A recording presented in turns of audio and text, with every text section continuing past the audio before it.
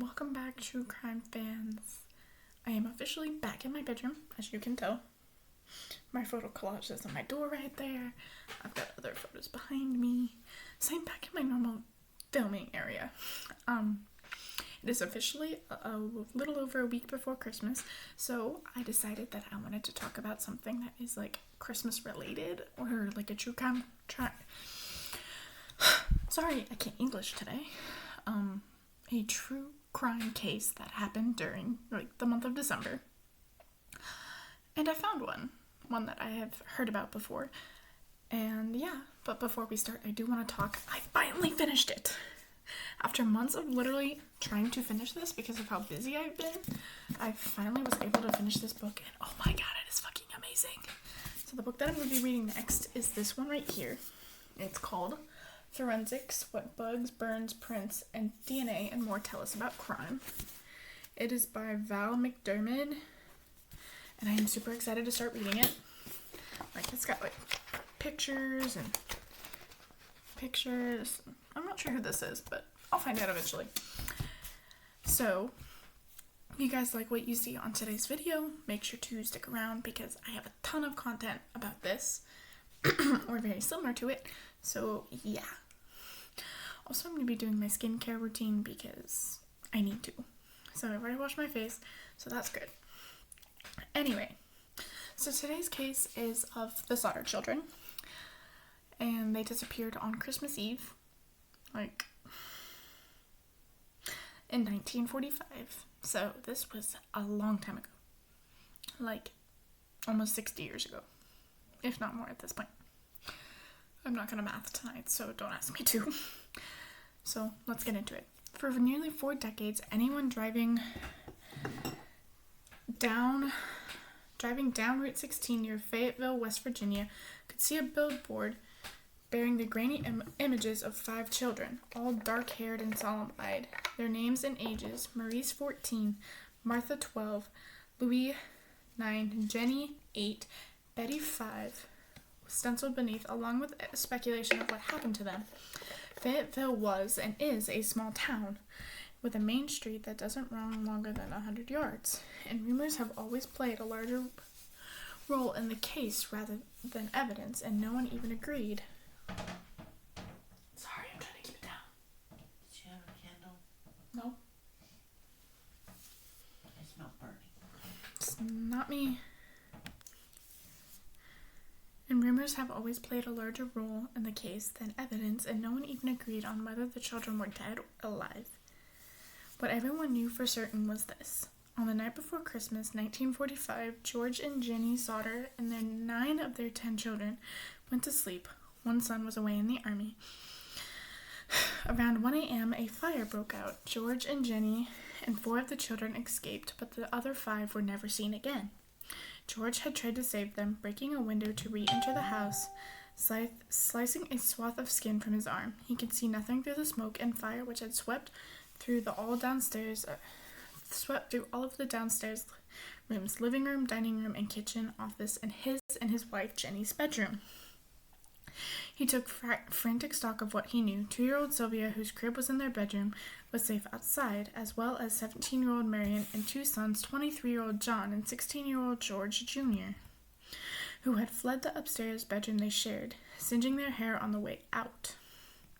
He figured the other 5, Maurice, Martha, Louis, Jennie, and Betty, still had to be up there, cowering in 2 bedrooms on either end of the hallway, separated by a staircase that was now engulfed in flames. Yikes. Talk about house fire. And what's weird about this is that they'll probably talk about it in the article that I pulled up, but if they don't, then I'm going to talk about it because this was really weird. He raced back outside, hoping to reach them through the upstairs windows, but the ladder he had always kept propped up against the house was strangely missing. An idea struck. He would drive one of his 2 coal trucks up to the house and climb atop it to reach the windows. But even though they had functioned perfectly the day before, neither would start now. Which, that's weird. But, we'll get into it. He ransacked his mind for another option. He tried to scoop water from a rain barrel, but found it was frozen solid. 5 of his children were stuck somewhere in those great whipping ropes of smoke. He didn't know that his arm was slick with blood and that his voice hurt from screaming their names.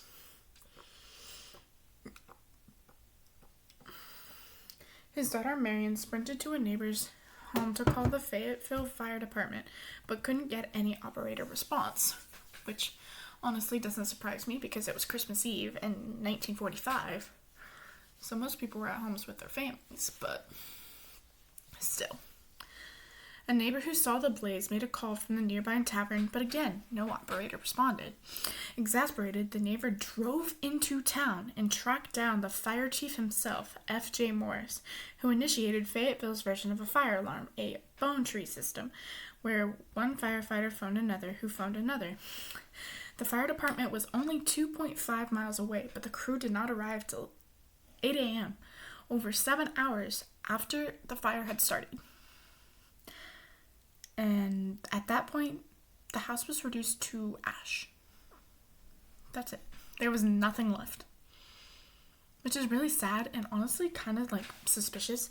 I mean, I get it was Christmas Eve and everything, but like, it took 7 hours for them to get to a burning house that was 2 miles away. 2.5 miles away. Like, does anybody else think that's weird, or is that just me? Also, my skin is looking amazing today. No breakouts. Yes, that's what we're hoping for. George and Jennie assumed that their 5 children were dead, but a brief search of the grounds on Christmas Day turned up no trace of remains. Chief Maurice suggested that the blaze had been hot enough to completely cremate the bodies. A state police inspector combed the rubble and attributed the fire to faulty wiring. George covered the basement with 5 feet of dirt, intending to preserve the site as a memorial. The coroner's office issued 5 death certificates just before the New Year's, attributing the cause to fire or suffocation. But I actually just watched a documentary on this. Go check out BuzzFeed Unsolved.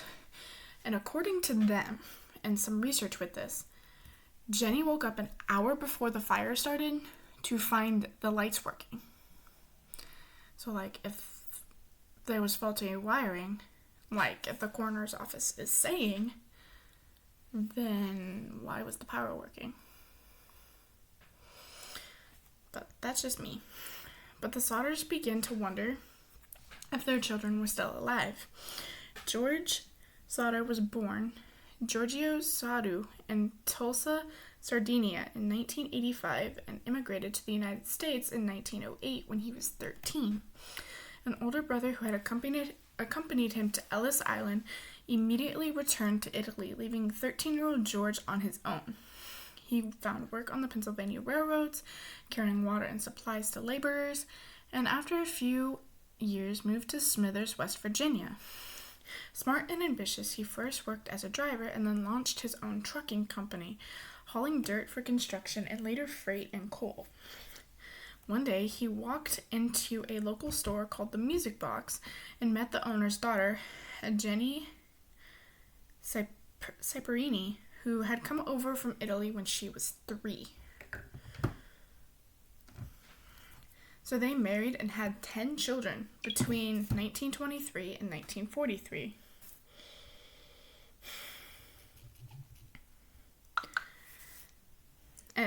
And then they settled in Fayetteville, West Virginia, an Appalachian town with a small but active Italian immigrant community.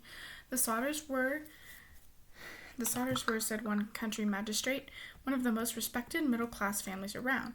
George held strong opinions about everything from business to current events and politics, but was for some reason resistant to talk about his youth. He never explained what happened back in Italy to make him want to leave. Sorry.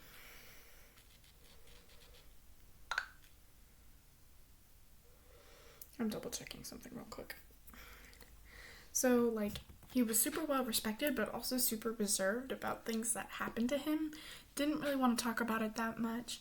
So it's kind of a mystery of what exactly made him want to leave Italy.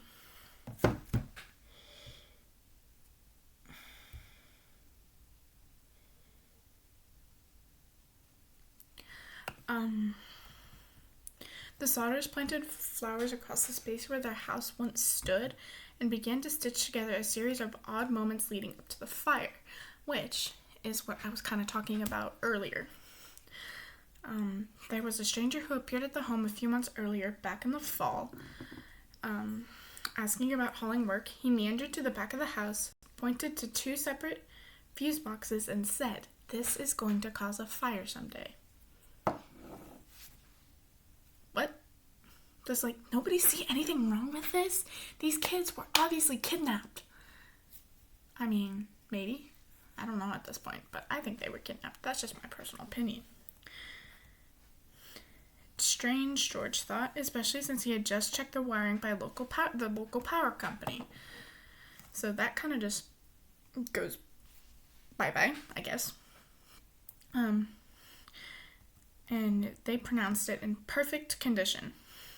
Around the same time, another man tried to sell the family life insurance and became irate when George declined. He said, and I quote, "Pardon my French, in advance, your goddamn house is gonna go up in smoke," he warned, "and your children are going to be destroyed. You are going to pay for the dirty marks you have been saying about Mussolini." George was indeed outspoken about his dislike for the Italian dictator, occasionally engaging in heated arguments with other members of Fayetteville's Italian community, and at the time didn't take the man's threats seriously. Probably should have, buddy. Because now your kids are wherever they are. I don't know. But your kids are bye-bye. Just before Christmas, he didn't take the man's threats seriously. The older Sodder children also recalled something peculiar. Just before Christmas, they noticed a man parked along U.S. Highway 21, intently watching the younger kids as they came home from school. So, I think this family was being watched way before this incident happened. And, that's just my opinion, though. Around 12:30 Christmas morning, after the children had opened a few presents and everyone had gone to sleep, the shrill ring of the telephone broke the quiet. So someone's calling this family at 12:30 in the morning. We don't really know what for.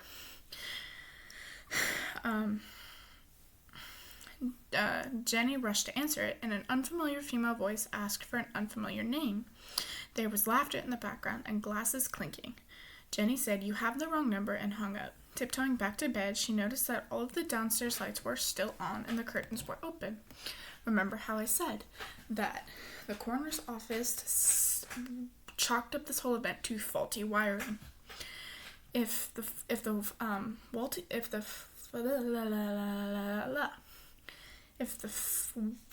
wiring was faulty, that means that the power should not have been on, because the power probably should have gone out, or boom.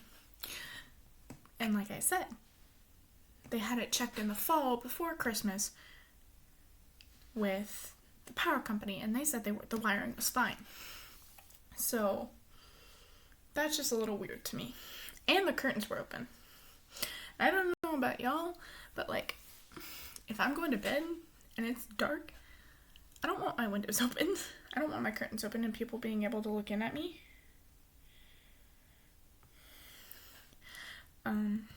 The front door was also unlocked, which means people could have easily come in and out of the house. So, I'll tell you guys my theory at the end. She saw Marion was asleep on the sofa and assumed that the other kids were upstairs in bed. She turned out the lights, closed the curtains, locked the door, and returned to her room. She had just begun to doze off when she heard one sharp, loud bang on the roof and then a rolling noise. She woke up an hour later to heavy smoke in her room. So I'll tell you guys what I think happened in a second. Jennie couldn't understand how 5 children could perish in a fire and leave no bones, no flesh, nothing. She conducted a private experiment, burning animal bones, chicken bones, beef joints, pork chop bones, to see if the fire consumed them. Each time she was left with a heap of charred bones. She knew that the remains of various household appliances had been found in the burned-out basement, still identifiable. An employee at a crematorium informed her that bones remained after bodies are burned for 2 hours at 2,000 degrees. Their house was destroyed in 45 minutes. The collection of odd moments grew. A telephone repairman told Sodders that their lines appeared to have been cut, not burned. They realized if the fire had been electrical, the result of faulty wiring, as official report stated, then the power would have been dead. So how to explain the lighted downstairs rooms? A witness came forward claiming he saw a man at the fire scene taking a block and tackle used for removing car engines. Could he be the reason George's trucks refused to start? One day, while the family was visiting the site, Sylvia found a hard rubber object in the yard. Jennie recalled hearing the hard thud on the roof, then the rolling sound. George concluded it was a napalm pineapple bomb of the type used in warfare.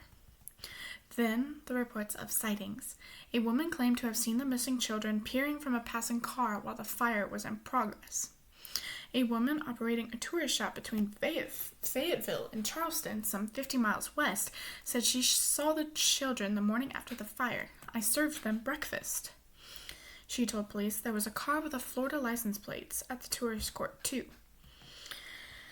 A woman at a Charleston hotel saw the children's photos in a newspaper and said she had seen 4 out of the 5 a week after the fire. She said the children were accompanied by 2 men and 2 women, all of Italian extraction. She said in a statement, I do not remember the exact date. However, the entire party did register at a hotel and stayed in a large room with several beds. They registered about midnight. I tried to talk to the children in a friendly manner, but the men appeared hostile and refused to allow me to talk to the children. One of the men looked at me in a hostile manner. He turned around and began talking rapidly in Italian. Immediately, the whole party stopped talking to me. I sensed that I was being frozen out, so I said nothing more. They left early the next morning.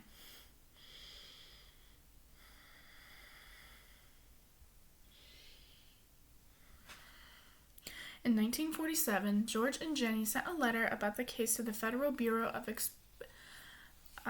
Investigation, so the FBI. 2 years, at this point it was 2 years after their kids went missing, and received a letter from J. Edgar Hoover. Although I would like to be of service, the matter related appears to be of local character and does not come within the investigative jurisdiction of this bureau. So basically the FBI told her no. They're like, we can't help you. He was like, I wish I could help you, but I really can't. Hoover's agent said they would assist if they could get permission from local authorities, but the local department said no. So, like, I have a feeling that they were covering this stuff up for whatever reason. I don't know, but I feel like this was a giant freaking cover-up. So, yeah. Next, the Sodders turned to a private investigator named C.C. Tinsley, who discovered that the insurance salesman who had threatened George was a member of the coroner's jury that deemed the fire accidental. Red flag, red flag, red flag. He had also heard a curious story from a Fayetteville minister about F.J. Maurice, the fire chief. Although Maurice had claimed no remains were found, he supposedly confided that he had discovered a quote-unquote heart in the ashes. He hid it in a dynamite box and buried it at the scene. Tinsley persuaded Maurice to show them the spot. Together they dug up the box and took it straight to a local funerator who poked and prodded at the quote-unquote heart and concluded that it was beef liver, untouched by the fire. So that's another red flag. Like, why the hell would you do that? Like, I don't get it. Like, why would you do that personally? I don't fucking get it.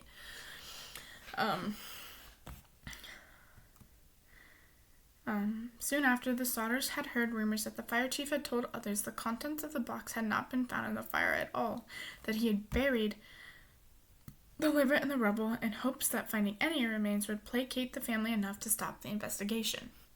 So obviously there is something going on here. I don't know what it is, but there's something going on. And I don't like this. This is weird. Over the next few years, the tips and leads continued to come. George saw a newspaper photo of school children in New York City and was convinced that one of them was his daughter Betty. He drove to Manhattan to search for the child, but her parents refused to speak to him. In 1949, the Sodders decided to mount a new search at the fire scene and brought in a Washington, D.C. pathologist named Oscar B. Hunter. The excavation was thorough, uncovering several small objects, damaged coins, a partly burnt dictionary, and several shards of vertebrae. Hunter sent the bones to the Smithsonian, who issued the following report. The human bones consist of 4 lumbar vertebrae belonging to one individual. Since the transverse recesses are fused, the age of this individual at death should have been 16 or 17. The top limit of age should be 22, since the centra, which normally fused at 23, are still unfused. On this basis, the bones show greater skeletal maturation than one would expect for a 14-year-old boy. The missing Sodder child. It is however possible, though not probable, for a 14-and-a-half-year-old boy to show 16 to 17-year-old maturation. So, to break that down, the age of the individual supposedly was 16 to 17. And while they say it is possible, although not probable, for a 14-year-old to show that kind of, skeletal, being that old, that mature, skeletal-wise. So, in my opinion, this was just more planted evidence. But then again, guys, I pause real quick. I do want you guys to comment down below or DM me or do whatever, because I want to hear you guys' opinions on this, just because there are so many wild theories out there. So, back to it. The vertebrae show no signs of evidence that they had been exposed to fire, the report said, and it is very strange that no other bones had been found in the allegedly careful excavation of the house. Noting that the house reportedly burned for only about a half an hour or so, it said that no one would expect to find full skeletons of the 5 children, rather than only 4 vertebrae, which is part of the spine, by the way, if you didn't know. So, according to the Smithsonian, which is one of the most top prestige people ever, they should have found 5 full skeletons, rather than finding just 4 vertebrae, or finding nothing at all. Because, like I said earlier, that if the house had burned for that quickly, there should have been some sign of skeletal remains. Instead, they didn't find anything until later on, when they found these 4 vertebrae that showed no signs of fire damage at all. So, that's just weird to me. The bones, the report concluded, were most likely in the supply of dirt George used to fill the basement to create the memorial for his children. But that just leads to another thing that's not related, but I'm not going to get into that. The Smithsonian report prompted 2 hearings at the Capitol in Charleston, after which Governor O'Kee L. Patterson and state police superintendent W.E. Burchett told the Sodders their search was hopeless and declared the case closed. Undeterred, George and Jennie erected the billboard along Route 16 and passed out flyers offering a $5,000 reward for information leading to the discovery of their children. They soon increased the amount to $10,000. A letter arrived from a woman in St. Louis saying the oldest girl, Martha, was in a convent there. Another tip came from Texas, where a patron in a bar overheard an incriminating conversation about a long-ago Christmas Eve fire in West Virginia. Someone in Florida claimed the children were staying with a distant relative of Jennie's. George traveled the country to investigate each lead, always returning home without any answers. In 1968, more than 20 years after the fire... Okay, I'm going to do the math real quick. In 1968, more than 20 years after the fire,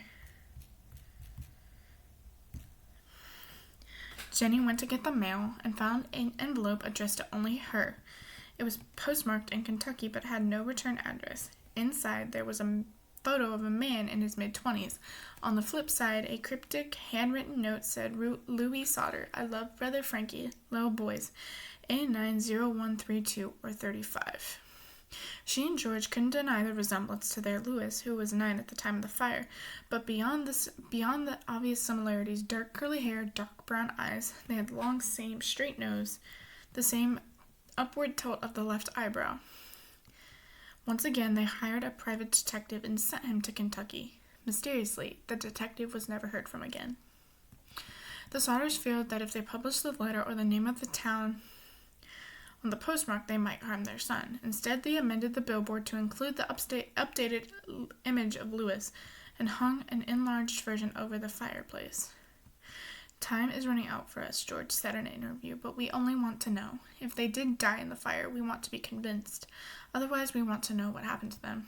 He died a year later in 1968, still hoping for a break in the case. Jennie erected a fence around her property and began adding rooms to her home, building layer after layer between her and the outside. Since the fire, she had worn black exclusively as a sign of mourning and continued to do so till her death in 1989. So what's sad is that the parents died, never knowing what happened to their kids. And the billboard finally came down. Her children and grandchildren continued the investigation and came up with theories of their own. The local mafia had tried to recruit him, and he declined. They tried to extort money from him, and he refused. The children were kidnapped by someone they knew. Someone who burst into the unlocked front door, told them about the fire, and offered to take them someplace safe. They might not have survived the night. If they had lived for decades, if it really was Louis in that photograph, they failed to contact their parents only because they wanted to protect them. The youngest and last surviving Sodder child, Sylvia, is now 69 and doesn't believe her siblings perished in the fire. When time permits, she visits crimes sleuthing websites and engages with people still interested in her family's mystery. Her very first memories are of that night in 1945 when she was 2 years old. She will never forget the sight of her father bleeding or the terrible symphony of everyone's screams, and she is no closer to understanding why. Okay, so now that we have talked and I've given you all of the information, let's discuss theories.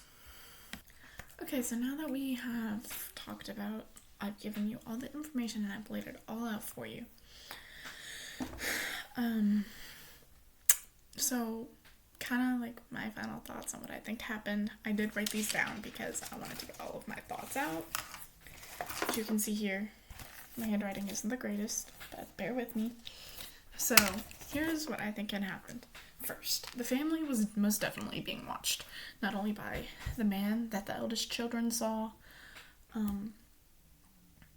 the other man who was seen taking equipment from the Sodder house, the insurance person, because why would you get super irate about them not wanting to buy a damn life insurance policy?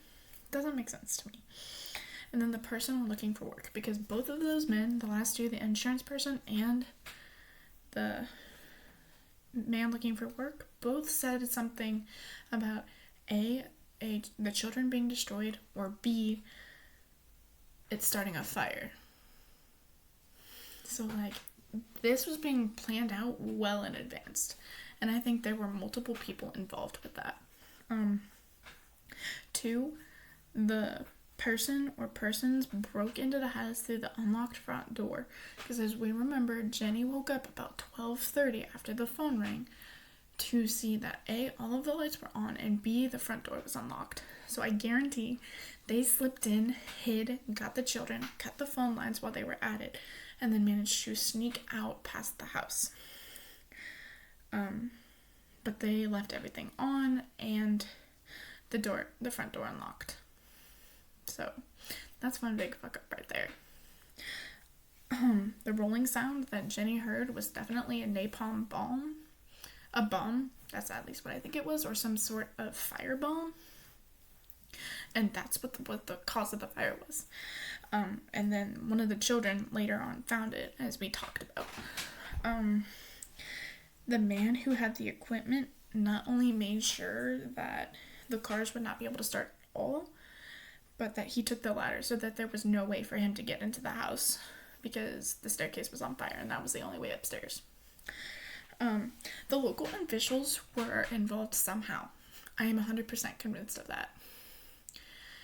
And because I don't know why, but it's still really odd that the house was 2.5 miles away from the fire station and it took them 7 hours to get there. Like, that's just weird to me. Also, he was involved in some really shady stuff. He hid a beef liver thingy in the house, claiming that it was a heart. I also guarantee that they probably put the vertebrae there. Or at least in the dirt that was used. And I'm convinced that the photo that they received was Louis Sodder. 100% convinced. The similarities between the two of them were almost identical because I've seen photos. I looked at the photos. But I am 100% that those kids were alive after the night of the fire. I don't know what happened to them after that, but I am 100% convinced that that photo was of Louis and that those kids were out there somewhere. Anyway, guys, that is the end of the video. I hope you guys enjoy because I enjoyed making this one. It was really sad and really graphic, but it's one of my favorite cases to talk about. So, as normal, make sure you like, you subscribe, leave a comment down below, and let me know what you guys think of the video. Bye!